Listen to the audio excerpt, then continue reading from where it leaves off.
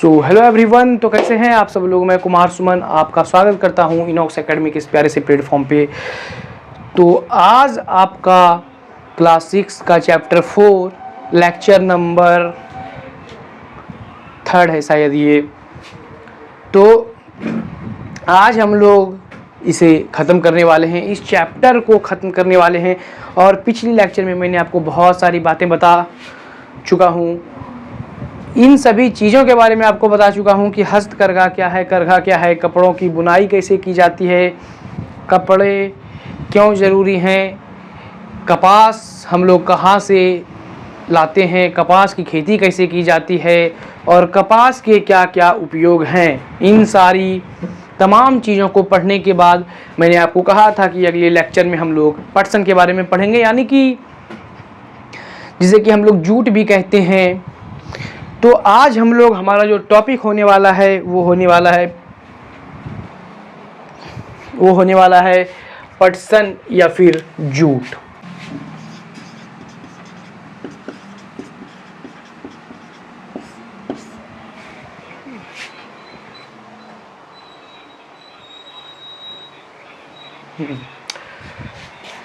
तो हमारा ये चैप्टर 4 जिसे कि हम लोग वस्त्र कहते हैं। तो आज जो हमारा टॉपिक होने वाला है वो है पटसन या फिर जूट, जिसे कि इंग्लिश में भी हम लोग जूट ही कहते हैं, JUTE, जूट। तो पटसन या जूट की अगर मैं बात करूं तो जूट जो होता है, आप ध्यान से सुनिएगा, इन सारी चीज़ों को मैं आपको लिखवाऊंगा, पहले आराम से समझिए क्योंकि सुनी हुई बातें ही आपके एग्ज़ाम में काम आने वाली है। आराम से सुन के जाइएगा। तो देखिए, मैं बात करूं अगर पटसन या जूट की, तो पटसन और जूट को सबसे पहले हमें यह जानना पड़ेगा कि ये हमें प्राप्त कहाँ से होता है। तो ये जो हमें प्राप्त होता है वो पाट, पटुआ या फिर पटसन नामक पौधे से प्राप्त होता है। कोई भी एक नाम दे के आपको पूछ सकता है कि पौधे का नाम बताइए, पटसन हमें कहाँ से प्राप्त होता है, और इन तीनों में से कोई एक नाम देगा आपको, पटसन दे सकता है, पाट दे सकता है या फिर पटुआ दे सकता है। तो इन सभी नाम अलग अलग हैं, लेकिन जो पौधा है हमारा वो एक ही है। पटसन भी बोलते हैं, पाट भी बोलते हैं या फिर पटुआ भी बोलते हैं, नामक पौधे से प्राप्त होता है। और जो होता है पाट का जो पौधा होता है या फिर पटसन का जो पौधा होता है वो सीधा होता है, उसका तना सीधा होता है और पतला होता है। तना पे नहीं जाते हम लोग, ये पूछी भी नहीं जाएंगी आपसे एग्ज़ाम में। और पटसन की खेती जो की जाती है वो मुख्य रूप से हमारे देश भारत और बांग्लादेश में की जाती है। भारत में मुख्य रूप से बिहार और पश्चिम बंगाल और असम में इसकी खेती की जाती है। बिहार में कहाँ, भारत में कहाँ कहाँ, बिहार, पश्चिम बंगाल और असम में इसकी खेती की जाती है। किसकी? पटसन की। बिहार के जिलों की मैं बात करूं तो मुख्य रूप से सुपौल, खगड़िया, मधेपुरा और दरभंगा, सहरसा में इसकी खेती की जाती है। बिहार के किन किन जिलों में? दरभंगा, सुपौल, सहरसा, मधेपुरा और खगड़िया में इसकी खेती की जाती है। मुख्य रूप से इसकी खेती इन्हीं जिलों में की जाती है बिहार में। एक और बात, इसकी खेती जो की जाती है पटसन की, वो वर्षा ऋतु में यानी कि वर्षा के मौसम में की जाती है। पटसन को जब लगाया जाता है, जब उसमें से फूल आने लगता है, तो उसी वक्त पटसन के पौधों को काट लिया जाता है। इन सभी बातों को मैं लिखवाऊंगा नहीं, इसलिए ध्यान से सुनिएगा। अब जो बता रहा हूँ उसको ध्यान से सुनिएगा, इसे लिखवाऊंगा नहीं। जब उसमें फूल आने लगते हैं, जब पटसन के पौधे में फूल आने लगते हैं, तभी उसे काट लिया जाता है। और काट के क्या किया जाता है, खेतों में उसे ऐसे छोड़ दिया जाता है, ताकि उसमें जो भी पत्तियां होती है पटसन के पौधे में, अगर मैं बात करूं तो आप लोग जो भी लोग देहात में होंगे वो रिलेट कर पाएंगे। कुदरूम बोलते हैं हम लोग उसे, कुदरूम। जो समझ रहे हैं कुदरूम वो समझिए, जो नहीं समझ रहे हैं आप एक बार सर्च करके देखिएगा, पाट का पौधा या पटुआ का पौधा। तो इससे क्या होता है, काट के उसे क्या किया जाता है, खेतों में छोड़ दिया जाता है, जिससे कि पत्ते वगैरह क्या हो जाते हैं, खत्म हो जाते हैं। उसका जो ऊपरी आवरण होता है वो भी खत्म हो जाता है और वो लकड़ी के जो भी डंठल होते हैं वो सूख जाते हैं। फिर सूख जाने के बाद उसे बंडल में बांध के या फिर तालाब में डुबा दिया जाता है या फिर नदी में डुबा के उसे छोड़ दिया जाता है। फिर तने जब गल जाते हैं, डुबा के छोड़ देने के बहुत दिन बाद उसके तने क्या होते हैं, गल जाते हैं। और जब तने गल जाते हैं तो उससे जो हमें तंतु प्राप्त होता है वही होता है पटसन या फिर जूट, जिसे कि फिर बाद में बंडल बना के लोग अपने घर में रखते हैं या फिर मार्केट में बेच आते हैं। यहाँ तक अगर आपको सभी चीज़ें क्लियर है तो एक बार कमेंट में ओके लिख दीजिएगा, क्लियर लिख दीजिएगा। मैं समझ जाऊंगा कि आपको यहाँ तक सारी चीज़ें क्लियर हो चुकी हैं। तो ये तो हमें पटसन या जूट के बारे में पता चल गया। और इसके उपयोग क्या क्या होते हैं, पटसन के उपयोग हम लोग जानेंगे, लेकिन उससे पहले हम लोग कुछ बातें लिख लेते हैं। पटसन जो हमें मिलता है वो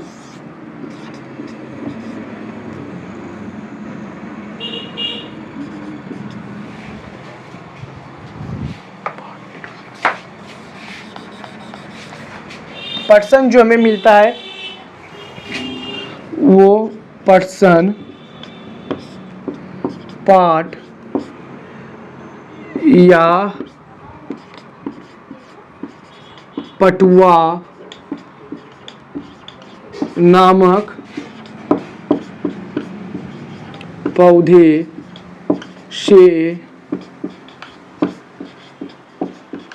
प्राप्त होता है। तो पटसन पाट या पटुआ नामक पौधे से प्राप्त होता है, जिसे कि हम लोग जूट भी बोलते हैं। और पौधे का जो तना होता है वो सीधा और पतला होता है। पटसन की खेती मुख्य रूप से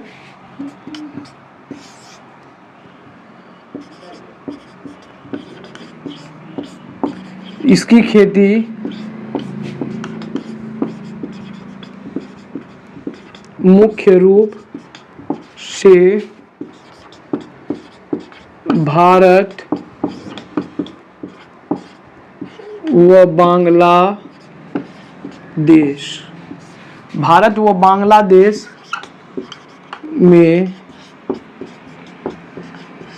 की जाती है। इसकी खेती मुख्य रूप से भारत और बांग्लादेश में की जाती है। इसकी खेती मुख्य रूप से भारत व बांग्लादेश में की जाती है। और अगर मैं बात करूं तो भारत में किस किस राज्य में इसकी खेती की जाती है, तो भारत में बिहार,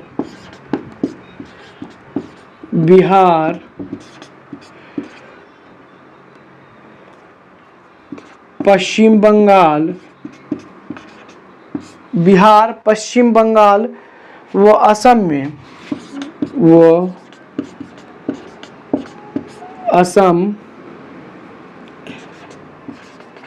इसकी खेती मुख्य रूप से बिहार, पश्चिम बंगाल और असम में। और अगर मैं बिहार की बात करूं कि इनकी खेती बिहार के किन किन जिलों में होती है, तो दरभंगा,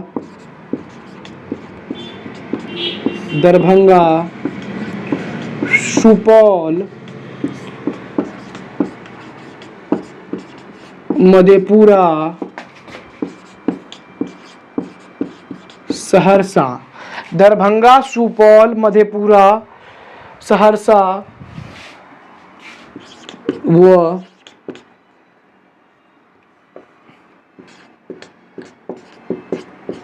खगड़िया में मुख्य रूप से इसकी खेती यहाँ होती है। कहाँ कहाँ, भारत और बांग्लादेश में, फिर भारत में बिहार, पश्चिम बंगाल और असम में।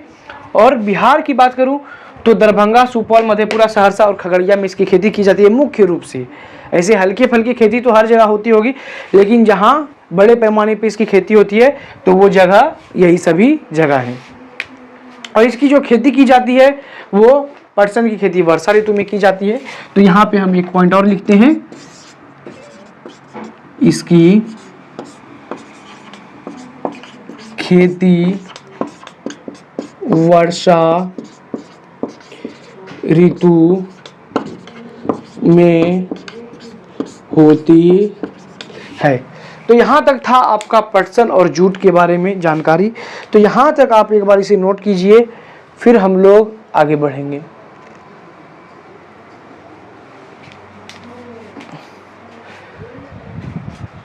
तो चलिए फटाफट आप लोग इसे नोट कीजिए। अब हम लोग बात करते हैं थोड़ा सा पटसन के उपयोग की। तो पटसन से तो कोई कपड़े नहीं बनाए जाएंगे, क्योंकि भाई कोई भी आदमी जूट का कमीज पहन के तो नहीं घूम सकता है, जूट का तो पैजामा पहन के नहीं चल सकता है। इसीलिए अनाज के भंडारण में जो भी उपयोग किए जाते हैं कपड़े, वो जूट से बनाए जाते हैं। यानी कि कपड़े मतलब बोरे का जो उपयोग होता है अनाज भंडारण के लिए, वो जूट से बनाया जाता है। इससे रस्सियाँ बनाई जाती है, जूट के से रस्सियाँ बनाई जाती है।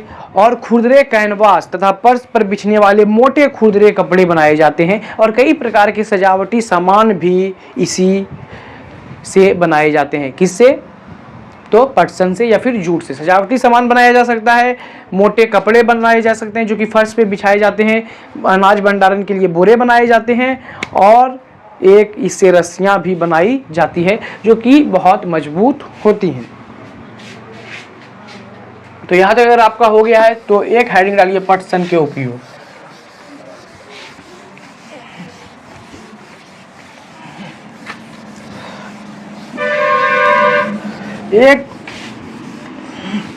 एक बात और कि थोड़ी सी अगर आपको बैकग्राउंड आवाज़ आ रही है तो मैनेज कीजिए, ये वीडियो भी आपका थोड़ा सा दिन में ही शूट हो रहा है। तो हम लोग हेडिंग डालेंगे कि पटसन के उपयोग।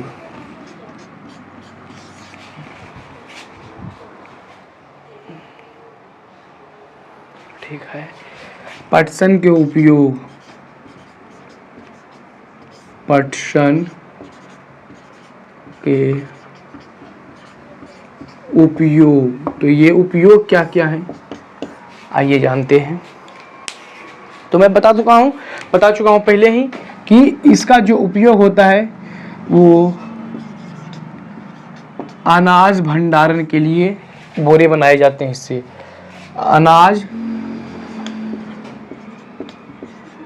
भंडारण के लिए बोरे बनाए जाते हैं। दूसरा, इससे रस्सियाँ बनाई जाती है। इससे रस्सियाँ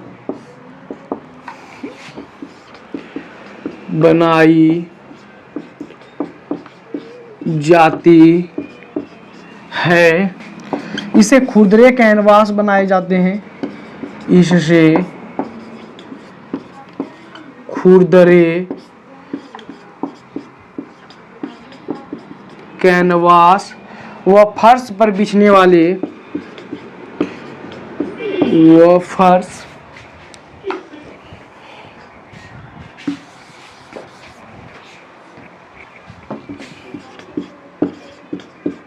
फर्श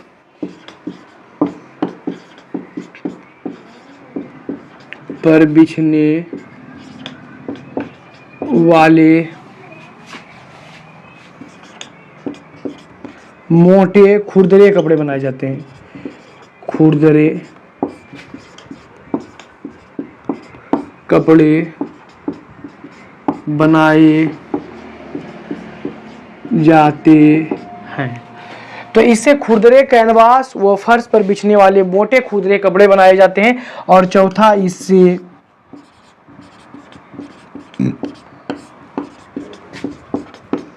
सजावटी सामान भी बनाया जाता है। तो इससे सजावटी सामान भी बनाया जाता है जो कि हम अपने घरों में लगाते हैं, जिससे कि थोड़ा सा दिखने में वो खूबसूरत लगता है। तो ये सभी चीज़ें पटसन से या फिर जूट से ही बनाई जाती है। तो यहाँ तक आप इसे एक बार नोट डाउन कीजिए, फिर हम लोग आगे बढ़ेंगे जो कि हमारा आ जाता है जंतु तंतु या फिर जंतु रेशा।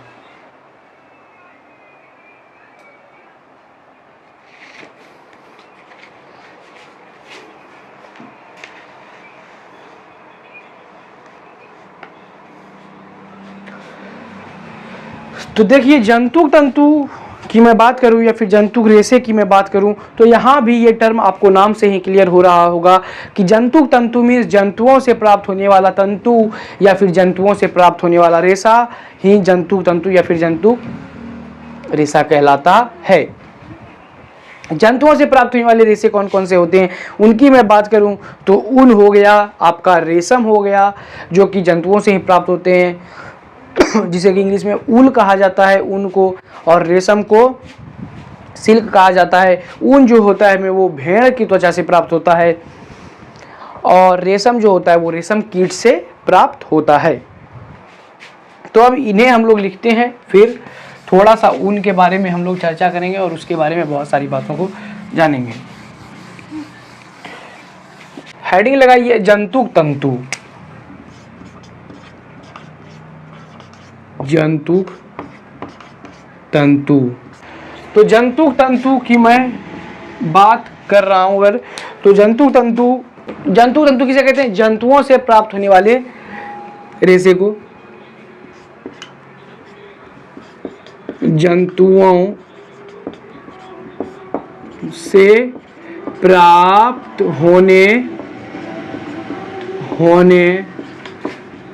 वाले तंतु को ही जंतुक तंतु कहा जाता है। ठीक, जैसे मैं बात करूं, जैसे ऊन हो गया आपका, ठीक, जिसे कि इंग्लिश में ऊल कहा जाता है WOOL। रेशम हो गया आपका जिसे कि इंग्लिश में सिल्क कहा जाता है SILK, सिल्क। ठीक, तो जंतुक तंतु जंतुओं से प्राप्त होने वाले तंतु या फिर आप इसे जंतुक रेशा भी कर सकते हैं। अगर आपसे पूछ ले जंतुक रेशा क्या है तो डेफिनेशन सेम रहेगा, बस रेशा और तंतु एक ही चीज है दोनों। तो जंतुओं से प्राप्त होने वाले तंतु को जंतुक तंतु कहा जाता है, जैसे कि ऊन और रेशम। तो ऊन जो होता है हमें वो भेड़ से प्राप्त होता है, और रेशम जो होता है वो रेशम कीट से प्राप्त होता है, वो रेशम कीट से प्राप्त होता है। अगला जो हेडिंग होगा हमारा वो होगा ऊन, जिसे कि इंग्लिश में हम लोग कहते हैं ऊल। तो यहाँ तक आप इसे नोट कीजिए। ऊन की मैं बात करूँ तो ऊन जो प्राप्त होता है वो भेड़ों के बाल से प्राप्त होता है, और ऊन के रंग भी कई प्रकार के होते हैं और उनके प्रकार में भी विविधता देखने को मिल जाती है, क्योंकि भेड़ की प्रजातियों और वातावरण के अनुसार उसमें भी विविधताएं होती हैं, यानी कि विभिन्नताएं होती हैं। इसलिए ऊन में भी और उनके रंगों में भी और उनके प्रकार में भी आपको विभिन्नताएं या फिर विविधताएं देखने को मिलती है। ऊन के रेशे जो होते हैं वो बहुत ही मजबूत होते हैं, ताप के कुचालक होते हैं, बहुत मजबूत होते हैं, ताप के कुचालक होते हैं और आंशिक रूप से अज्वलनशील होते हैं। खरगोश के बाल से तो भी ऊन बनाए जाते हैं, जैसे कि अंगोरा नस्ल के जो खरगोश होते हैं, जो कि उच्च कोटि के खरगोश माने जाते हैं, उसके बाल से क्या होता है, ऊन बनाया जाता है। ऊन जो होता है वो हमें भेड़ से प्राप्त होता है, और ऊन जो होता है हमें वो ऊंट या फिर याक से भी प्राप्त होता है। इनके बाल से भी ऊन को तैयार किया जाता है। तो इन सभी चीज़ों को हम लोग लिखेंगे कि ऊन ये जो होता है हमें भेड़ की बाल से प्राप्त होता है, भेड़ की बाल से बनाया जाता है, भेड़ की बाल से बनाया जाता है। ऊन जो है भेड़ की बाल से बनाया जाता है। तो अगर भेड़ की प्रजाति में विभिन्नता होती है,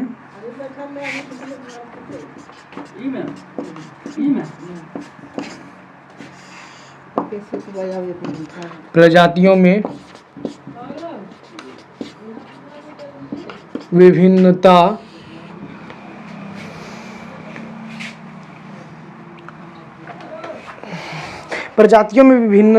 व वातावरण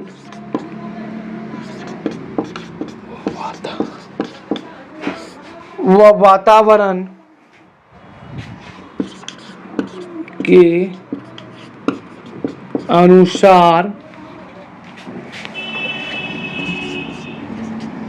ऊन के प्रकार व रंगों में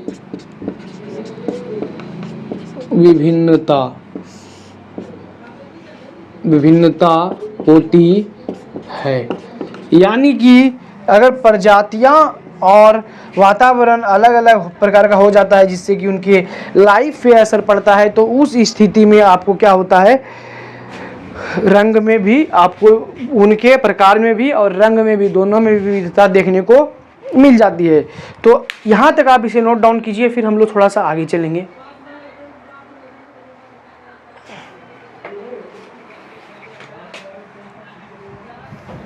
तो अगर आपने नोट डाउन कर लिया तो अब हम लोग आगे चलते हैं।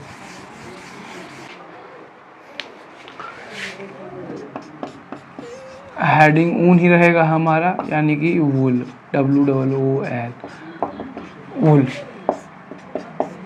ठीक। तो ऊन के रेशे क्या होते हैं? ऊन के रेशे मजबूत होते हैं,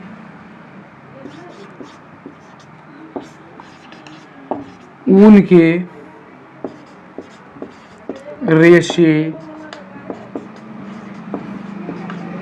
मजबूत होते हैं। ऊन जो होते हैं वो ताप के कुचालक होते हैं, ताप के कुचालक होते हैं। और ऊन जो होते हैं वो क्या होते हैं, आंशिक रूप से अज्वलनशील होते हैं, यानी कि आंशिक रूप से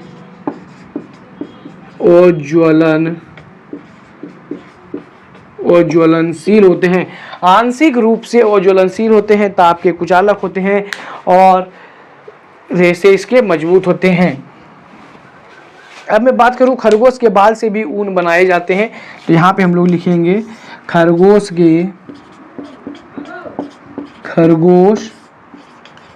के बाल से भी ऊन बनाए जाते हैं।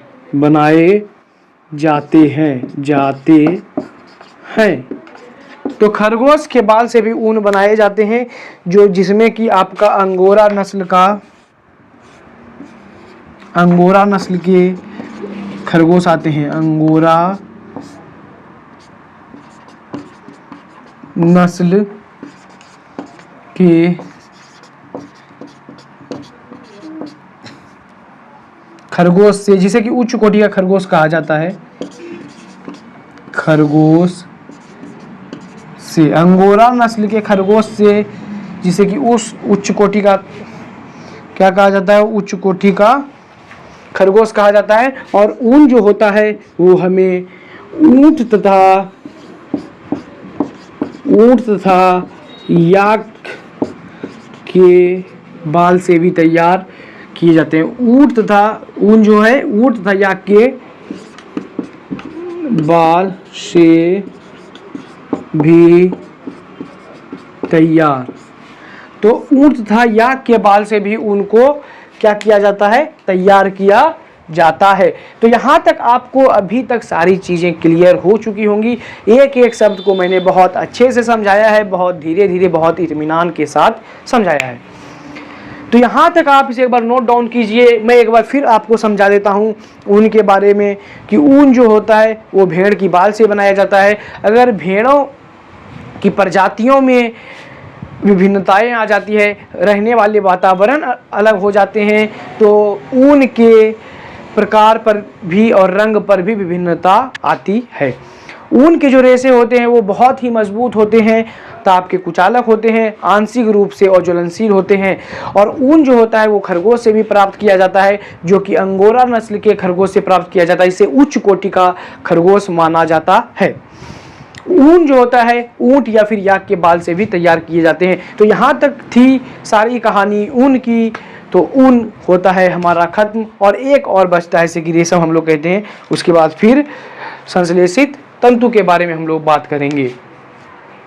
तो देखिए रेशम की मैं बात करूं तो रेशम भी प्राकृतिक रेशम तंतु की कैटेगरी में आता है। रेशम जो है वो प्राकृतिक तंतु की कैटेगरी में आता है, जिसे कि सिल्क मॉथ नामक कीट से प्राप्त किया जाता है। सिल्क मॉथ को आम भाषा में रेशम के कीट कहे जाते हैं। इनके 4 जीवन चक्र होते हैं, यानी कि रेशम जो होते हैं वो सिल्क मॉथ से प्राप्त किए जाते हैं, जिसे कि रेशम का कीट कहा जाता है अपनी भाषा में, आम बोलचाल में। और इसके 4 जीवन चक्र होते हैं। पहला जो होता है वो अंडा होता है, जिसे कि इंग्लिश में एग कहते हैं। दूसरा जीवन चक्र होता है अंडा फिर लार्वा में या फिर कैटरपिलर में परिवर्तित हो जाता है, जिसका इंग्लिश सेम होता है, लार्वा और कैटरपिलर। फिर वही लार्वा और कैटरपिलर प्यूपा में कन्वर्ट हो जाता है, जिसे कि इंग्लिश में भी प्यूपा ही कहा जाता है। और वही प्यूपा फिर आगे चल के एडल्ट्स में कन्वर्ट हो जाते हैं, जिसे कि एडल्ट कहा जाता है। अब मैं मनुष्य की जीवन चक्र लेके आपको इसे समझाता हूँ। एक छोटा बच्चा बड़ा होकर पहले वयस्क बनता है, फिर वयस्क होता है, फिर उससे जब होता है तो थोड़ा सा वो जवान हो जाता है और फिर धीरे धीरे बूढ़ा हो जाता है और फिर एक दिन वो खत्म हो जाता है। उसी प्रकार ये भी अंडा होता है, पहले अंडा से फिर लार्वा बनता है, लार्वा से फिर प्यूपा बनता है और प्यूपा से फिर वयस्क बनता है। तो रेशम के धागे जो होते हैं वो प्यूपा के बाहरी आवरण होते हैं। रेशम के जो धागे होते हैं वो प्यूपा के बाहरी आवरण के रूप में होते हैं, जिसे कोकून कहा जाता है। जिसे क्या कहा जाता है? कोकून कहा जाता है। और इसी कोकून से, जो कोकून होता है, उसी कोकून से रेशम के धागों को खींचा जाता है। यानी कि जो प्यूपा है, यानी कि तीसरा चक्र जो है प्यूपा, चौथा चक्र क्या है? वयस्क है रेशम के कीट का। लेकिन तीसरा जो चक्र है प्यूपा का बाहरी आवरण जो होता है, बाहरी आवरण, उसको क्या कहा जाता है? उसको कोकून कहा जाता है। तो रेशम के धागे जो होते हैं प्यूपा के बाहरी आवरण के रूप में होते हैं, यानी कि उसके शरीर के आवरण के रूप में होता है, बाहरी आवरण के रूप में, जिसे कोकून कहा जाता है। और उसी कोकून से रेशम के धागों को क्या किया जाता है? खींचा जाता है। यानी कि एक छोटे टर्म में मैं बात करूं तो रेशम सिल्क मॉथ के कोकून से प्राप्त किया जाता है। यानी कि रेशम जो होता है वो सिल्क मॉथ के कोकून से प्राप्त किया जाता है। ये छोटा शब्द है, मैं समझाने के लिए आपको उतने बड़े शब्द तक लेके गया ताकि आपको सही चीज़ें समझ में आए। यहाँ तक अगर आपने इसे लिख लिया है तो अब हम लोग हेडिंग चेंज करते हैं और लगाते हैं रेशम।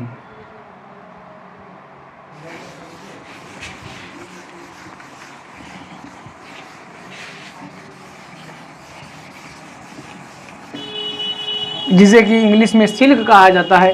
तो अगला हेडिंग जो आपका लगेगा वो लगेगा रेशम। रेशम दैट मीन्स सिल्क। सिल्क। तो ये जो है प्राकृतिक रेशम जो होते हैं वो क्या होते हैं? प्राकृतिक रेशम तंतु होता है।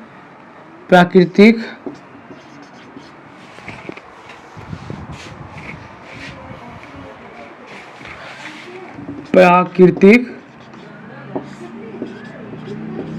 रेशम तंतु जो होता है, प्राकृतिक रेशम तंतु जो होता है, प्राकृतिक रेशम तंतु मतलब ये प्राकृतिक तंतु नहीं है, ये भी जानवर से ही प्राप्त होता है हमें, क्योंकि रेशम कीट से प्राप्त होता है तो ये भी जानवर से ही प्राप्त होता है, यानी कि ये भी जंतु तंतु ही है। ठीक, कंफ्यूज नहीं होना है आपको। मतलब प्राकृतिक मतलब कि मानव उसे नहीं बना रहा, उसे प्राकृतिक रूप से प्राप्त किया जा रहा है। तो प्राकृतिक रेशम तंतु जो होते हैं हमें वो सिल्क मॉथ,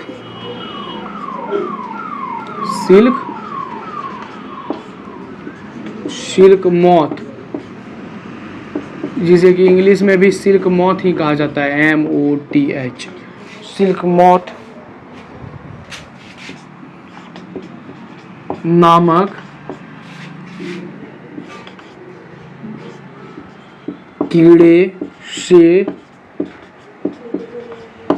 कीड़े से प्राप्त किया जाता है। कीड़े या फिर कीट ही लिख दीजिए, कीड़े मतलब आप लोग कुछ और समझ जाएं। कीट। सिल्क मॉथ को ही आम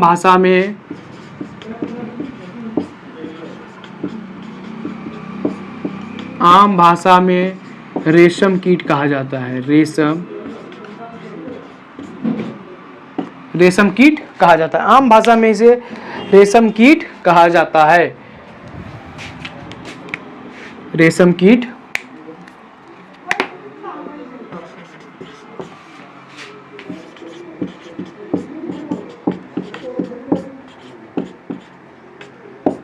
तो रेशम कीट भी से क्या क्या किया जाता है, कहा जाता है। इसके जीवन चक्र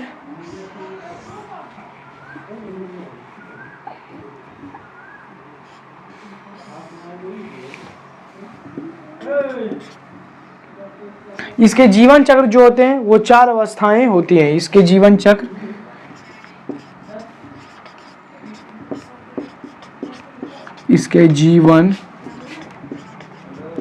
चक्र में 4 अवस्थाएं होती हैं। जीवन चक्र में 4 अवस्थाएं होती हैं। वो कौन कौन सी है? तो पहला पहला अंडा, यानी कि जिसे इंग्लिश में हम लोग एग कहते हैं। दूसरा लार्वा या कैटरपिलर।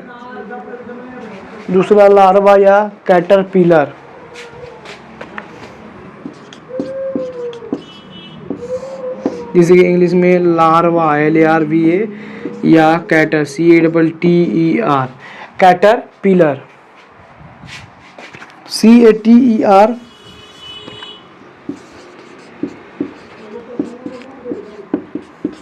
PILLAR pillar, caterpillar. जैसे कि लार्वा या कैटरपिलर, लार्वा और कैटरपिलर भी सॉरी तीसरा जो होता है, दूसरा जो होता है वो लार्वा या कैटरपिलर, और तीसरा जो होता है उसे प्यूपा कहा जाता है।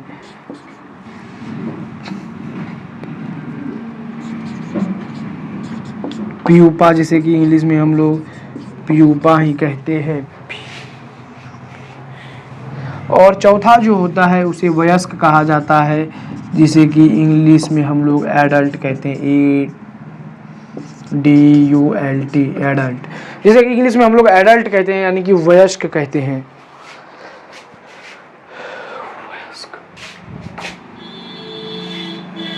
तो ये जो है आपका वो 4 अवस्थाएं हैं। तो ये चारों अवस्थाएं आपको याद रखनी है। तो रेशम सिल्क मोथ के कोकून से प्राप्त किया जाता है। रेशम जो होता है वो सिल्क मोथ के कोकून से प्राप्त किया जाता है। यहाँ पे हम लोग लिखेंगे, आप समझ गए होंगे कि सिल्क मोथ के कोकून से कैसे प्राप्त किया जाता है। मैंने आपको थोड़ा सा लंबा शब्द में समझाया है, सिर्फ समझाने के लिए उस टर्म को यूज किया हूँ। बाकी मैं यहाँ पे छोटा ही लिखूंगा कि रेशम सिल्क मोथ के कोकून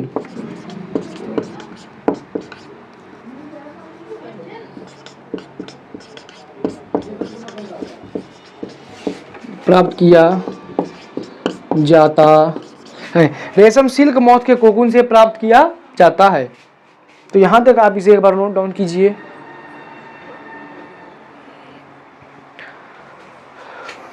कैसे किया जाता है? क्योंकि रेशम के धागे जो होते हैं वो प्यूपा के बाहरी आवरण के रूप में होते हैं। एक बार फिर इसे समझिएगा, मैं शॉर्ट में लिखा हूँ, फिर एक बार लॉन्ग में समझा देता हूँ आपको कि रेशम के जो धागे होते हैं वो प्यूपा के बाहरी आवरण के रूप में होते हैं, जिसे कोकून कहा जाता है। यानी कि जब रेशम का धागा प्यूपा का बाहरी आवरण के रूप में रहता है तो उसी रूप को कोकून कहा जाता है, और उसी कोकून से रेशम के धागों को खींचा जाता है। तो इसलिए मैं शॉर्ट में यहाँ पे लिखा हूँ कि रेशम सिल्क मोथ के कोकून से प्राप्त किए जाते हैं। यहाँ तक आप इसे नोट डाउन कीजिए। फिर हम लोग आगे बढ़ेंगे संश्लेषित या फिर कृत्रिम तंतु की ओर। संश्लेषित या फिर कृत्रिम तंतु किसे कहते हैं? तो नाम से एक बार फिर इस टर्म को आपको क्लियर करना पड़ेगा कि संश्लेषित तंतु उस तंतु को कहते हैं जो मानव द्वारा निर्मित होता है, या फिर कृत्रिम तंतु उस तंतु को कहते हैं जो मानव द्वारा तैयार होता है। तो यानी कि ऐसे तंतु जिन्हें विभिन्न रसायनों का उपयोग कर मानव द्वारा तैयार किया जाता है, उसी तंतु को तो हम लोग संश्लेषित या फिर कृत्रिम तंतु कहते हैं। इसे मानवकृत तंतु भी कहा जाता है, क्योंकि ये मानव द्वारा निर्मित होते हैं। इसे मानव बनाता है, मानव द्वारा तैयार किया जाता है, इसलिए इसे मानव निर्मित तंतु भी कहा जाता है। ये तंतु कृत्रिम विधि से संश्लेषित होते हैं, इसलिए इसे संश्लिष्ट तंतु भी कहा जाता है। कृत्रिम विधि से ये तंतु क्या होते हैं, संश्लिष्ट होते हैं या इसलिए संश्लेषित होते हैं, इसलिए इसे संश्लिष्ट तंतु भी कहा जाता है। एग्जाम्पल की मैं बात करूं तो नायलॉन आ गया, आपका पॉलिस्टर आ गया, एक्रिलिक आ गया और टेरिलीन आ गया, ये सभी आपको संश्लेषित तंतु में देखने को मिलेंगे। तो यहाँ तक हम लोग इसे लिखते हैं। उससे पहले ये आपने अगर नोट कर लिया तो बहुत अच्छी की बात है, वरना पॉज करके नोट कीजिएगा।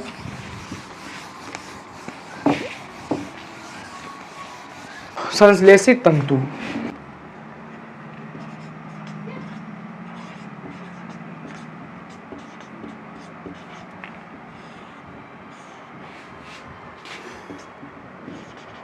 संश्लेषित या फिर कृत्रिम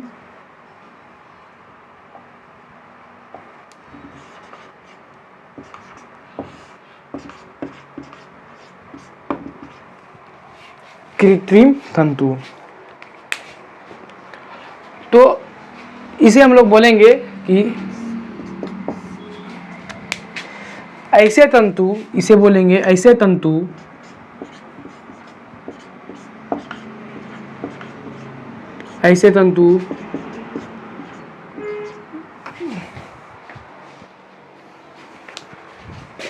जिन्हें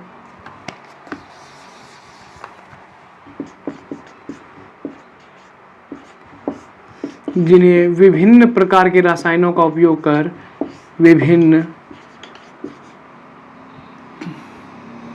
विभिन्न प्रकार के रसायनों का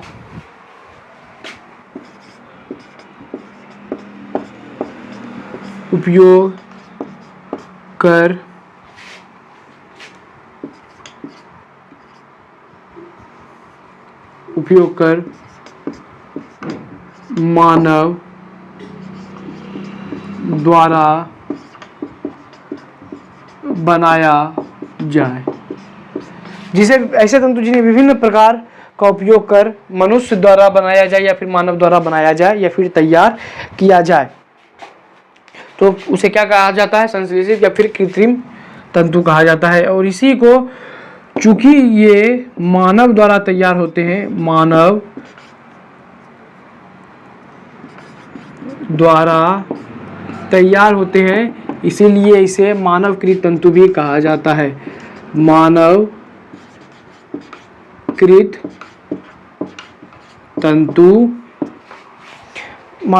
तंतु भी यानी कि man made fibres, FIBRES, man made fibres भी कहा जाता है। मानव निर्मित तंतु, मानवकृत तंतु भी कहा जाता है। यह तंतु कृत्रिम विधि से संश्लेषित होते हैं।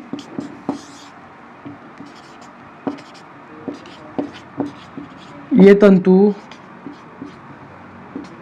कृत्रिम विधि से संश्लेषित होते हैं, इसलिए इन्हें संश्लिष्ट तंतु भी कहा जाता है। इसलिए इन्हें संश्लेषित होते हैं, इसलिए इन्हें संश्लिष्ट तंतु भी कहा जाता है।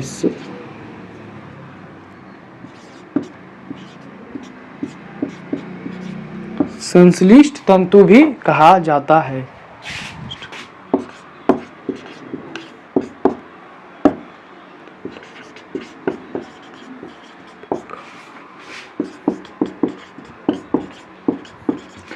तो ये तंतु कृत्रिम विधि से संश्लेषित होते हैं, इसलिए इन्हें संश्लिष्ट तंतु भी क्या किया जाता है, कहा जाता है।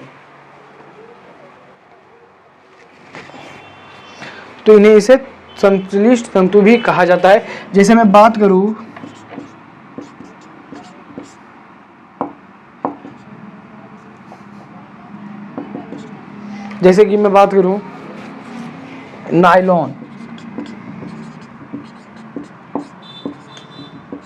नायलॉन की, ठीक,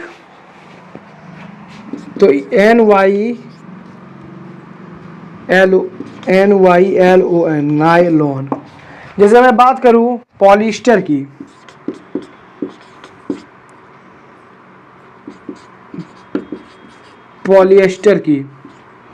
जैसे कि इंग्लिश में भी पॉलिएस्टर ही कहा जाता है, POLYESTER, पॉलिएस्टर। एक्रेलिक की,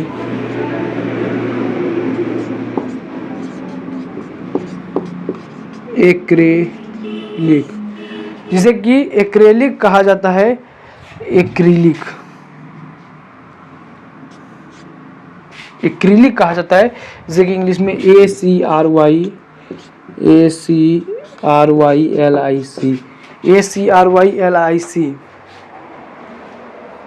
जैसे कि मैं बात करूं टेरिलीन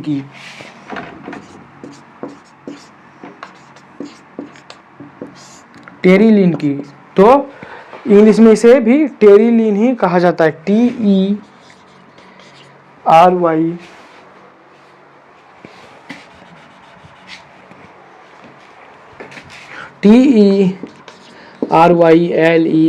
टेरिलीन, ETC। और बहुत सारे ऐसे तंतु हैं। अब एक चीज और कि मिश्रित तंतु भी तंतु का ही एक प्रकार है। मिश्रित तंतु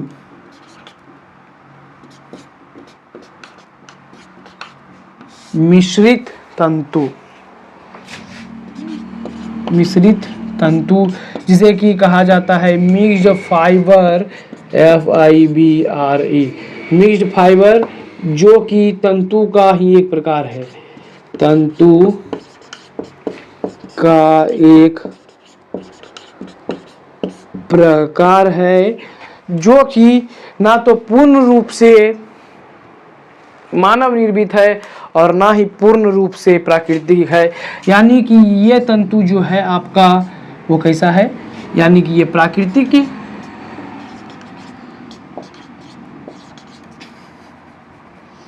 प्राकृतिक तंतु प्लस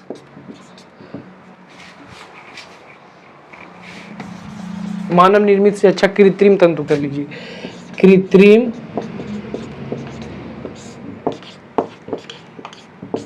कृत्रिम तंतु। यानी कि इसे हम लोग दोनों तंतुओं को मिला के तैयार करते हैं। प्राकृतिक तंतु और कृत्रिम तंतु दोनों तंतुओं को मिलाकर तैयार करते हैं इस तंतु को। तो संश्लेषी तंतु ऐसे तंतु होते हैं जिन्हें कि विभिन्न प्रकार का रसायनों का उपयोग कर बनाया जाता है, जो कि मानव द्वारा बनाया जाता है, इसलिए इसे मानवकृत तंतु भी कहा जाता है। कृत्रिम विधि से ये संश्लेषित होते हैं, इसलिए इन्हें संश्लिष्ट तंतु भी कहा जाता है। और एक और प्रकार है तंतुओं का जिसे कि मिश्रित तंतु कहते हैं, यानी कि मिक्स्ड फाइबर, जो कि प्राकृतिक और मानव निर्मित दोनों तंतुओं को मिला के बनता है। तो होप यहाँ तक आपको सभी बातें क्लियर होंगी, अच्छे तरीके से क्लियर होंगी, और आप बहुत अच्छे से लेक्चर्स को भी देख रहे होंगे। अगर आपका कोई दोस्त, आपका कोई भाई और आपका कोई भी रिलेटिव जो कि क्लास 6 में पढ़ रहा है, आप उसे सजेस्ट कर सकते हैं इनॉक्स एकेडमी। तो आपको सारे क्लास नोट्स जितने भी PDF हैं, डाउट हैं, आप वीडियो में पूछ सकते हैं। क्लास नोट PDF आपको टेलीग्राम चैनल पे मिलेंगे, जिसका लिंक वीडियो के डिस्क्रिप्शन में है, चैनल के अबाउट में है। और भाई कभी कभी नीचे भी चलते रहता है कुछ, तो उसे भी पढ़ लिया करो। चैप्टर 5 आने वाला है हमारा, जिसमें कि है पदार्थों का समूह बनना। तो यहाँ से आने वाला है बहुत मज़ा। चैप्टर 5 में मैं अब इस बात को आराम से कह सकता हूँ कि एक भी लेक्चर छोड़ के आपको नहीं आने हैं, वरना समझ में तो नहीं आएगा। तो चलिए मिलते हैं आपसे अगले लेक्चर में, तब तक पढ़ते रहिए। Okay bye, thank you, love you lots of. Okay bye, thank you बच्चों, बाय।